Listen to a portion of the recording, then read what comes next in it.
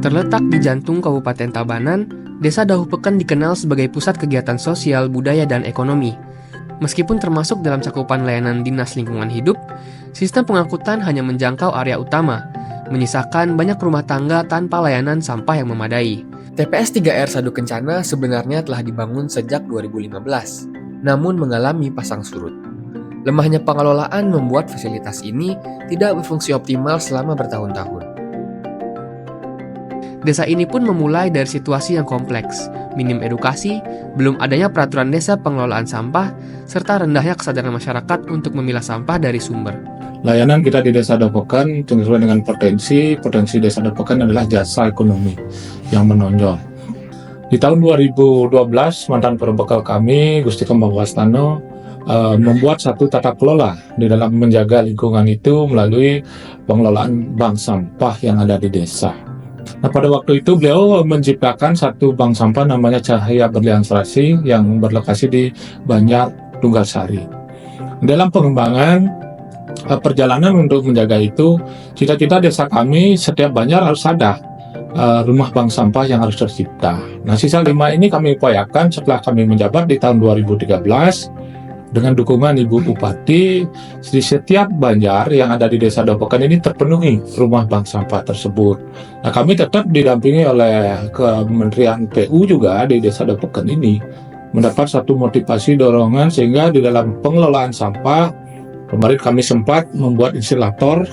Ternyata itu tidak diizinkan oleh Undang-Undang Lingkungan, dibatalkanlah. Tapi kami tidak berkecil hati karena beliau di pusat memberikan kami tetap pendampingan dengan terbangunnya TPS 3R Sadu Kencana. Nah, di sanalah mulai ruang kami kita lakukan di dalam pengelolaan sampah di desa. Di samping juga ada layanan dari kabupaten karena kita daerah layanan juga di sini. Nah, mulai kita perankan menuju kemandirian dari desa itu dalam pengelolaannya.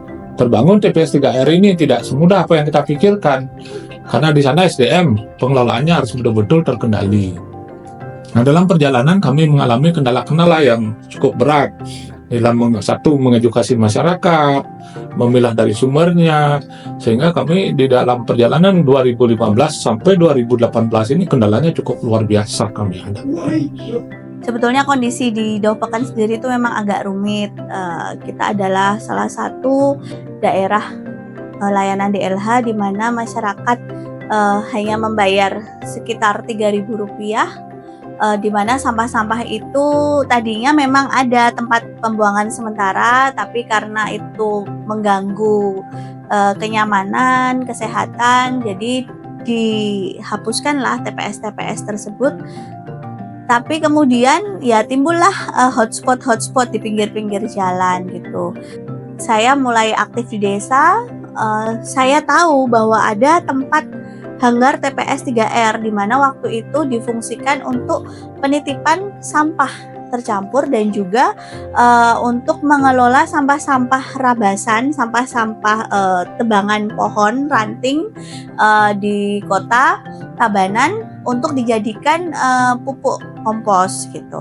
Waktu itu ada peluang bahwa ada bantuan CSR dari pihak ketiga untuk mobil angkutan baru, di mana kita memang sedang berpikir gimana ya caranya mobil TPS 3R ini mau nggak ya petugas yang sudah bergerak itu mau nggak ya untuk mengajak memilah sampah dari sumber. Jadi masyarakat tuh diarahkan untuk memilah paling tidak yang ikut layanan dari mobil yang sudah berjalan tersebut. Tapi ternyata sulit. Di situ kami beranikan untuk menegaskan bahwa TPS 3R Sadu Kencana akan bergerak dengan tujuan edukasi. Karena hitungan di atas kertas pun hanggar kami tadinya perkiraan hanya bisa menerima 600 pelanggan, sedangkan warga kita itu 4.000 lebih. Jadi memang tidak mungkin kita melepaskan kerjasama dengan DLH karena kita sendiri belum mampu menyelesaikan di TPS 3R yang kita punya. Nah, waktu itu kami mulai pola terpilah untuk tujuan edukasi. Kami mengajak yang sudah mau.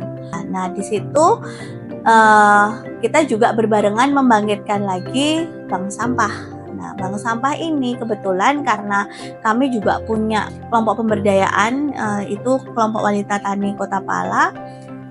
Kita mulai dari ibu-ibu yang memang sudah ada keterikatan batin untuk berproses bersama. Jadi kita mulai sadarkan bahwa pentingnya kita mengelola sampah kita, baik organik maupun anorganik. Meluruskan lagi pandangan ibu-ibu, percaya lagi, membalikan kepercayaan mereka untuk mau memilah, untuk mau setor ke bank sampah dengan melakukan MOU dengan salah satu off-taker sampah, sehingga mau naik mau turun harga di pasaran sampah anorganik akan tetap dibayarkan gitu.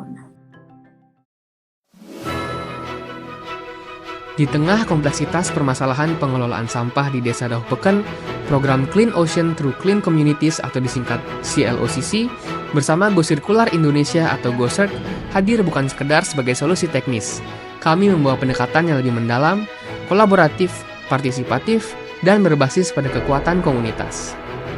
Intervensi diawali dengan membangun fondasi pemahaman. Kami melakukan edukasi kepada sekolah-sekolah yang tersebar di Dahupekan. Untuk membangun budaya memilah dari rumah, edukasi menjadi titik fokus utama.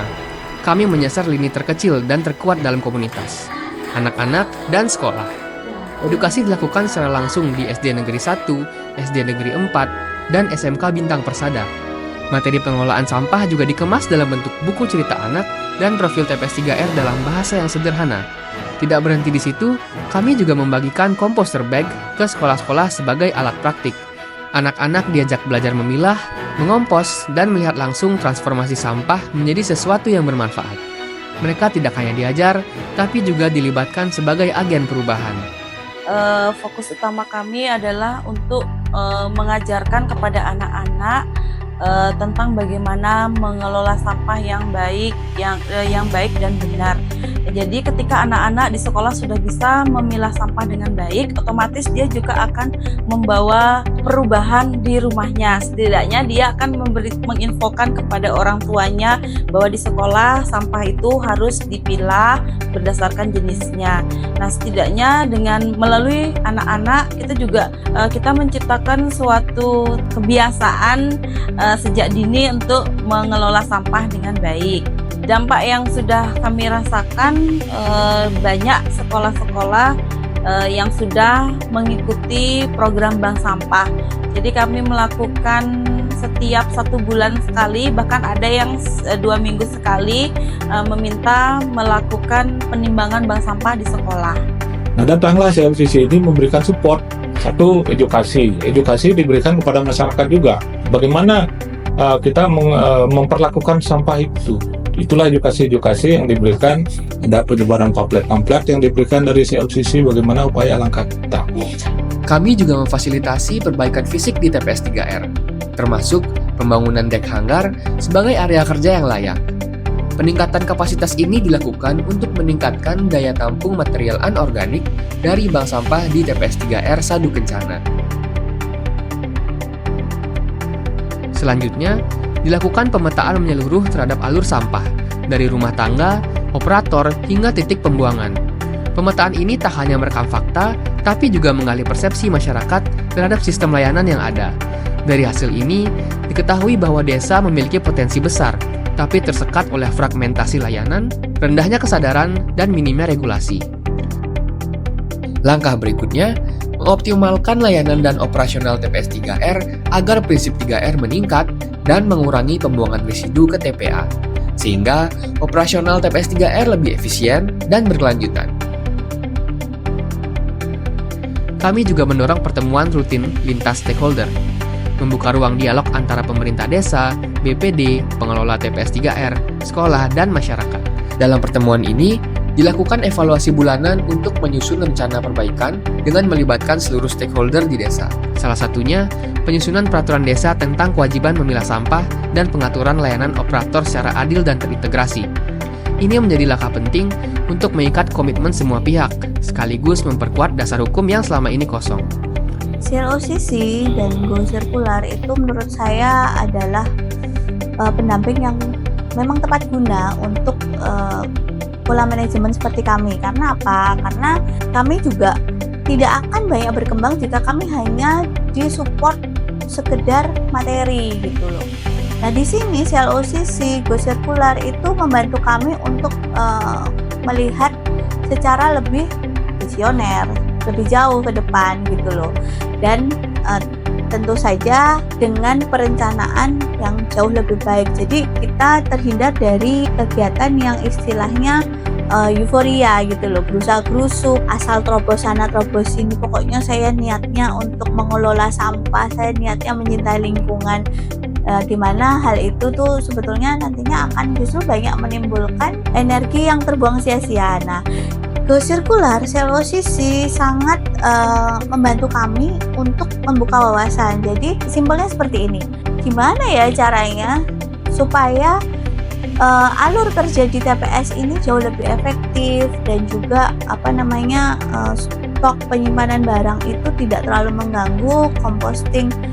Kami langsung dibantu untuk membuat mid-level deck yang sangat membantu untuk penyimpanan. Itu kan tepat guna. Dan kami selalu diingatkan untuk buat SOP-nya supaya tidak percuma barang yang sudah diberikan itu digunakan, tapi dengan cara yang lebih optimal, sistem yang sudah lebih optimal sehingga lebih panjang umurnya itu. Kemudian seperti CLOCC juga mendukung kami ketika composting kami waktu itu sempat macet, terhambat karena mesin yang memang sulit ya di pemeliharaan, waktu itu kondisinya nggak bagus. Kemudian kami sempat kayaknya kami nggak bakat deh di composting kan gitu, terus akhirnya dicoba, ternyata kompos kami itu bagus sekali, nilai P dan K-nya itu tinggi, dibantu diukurkan di lab gitu, dites di lab gitu.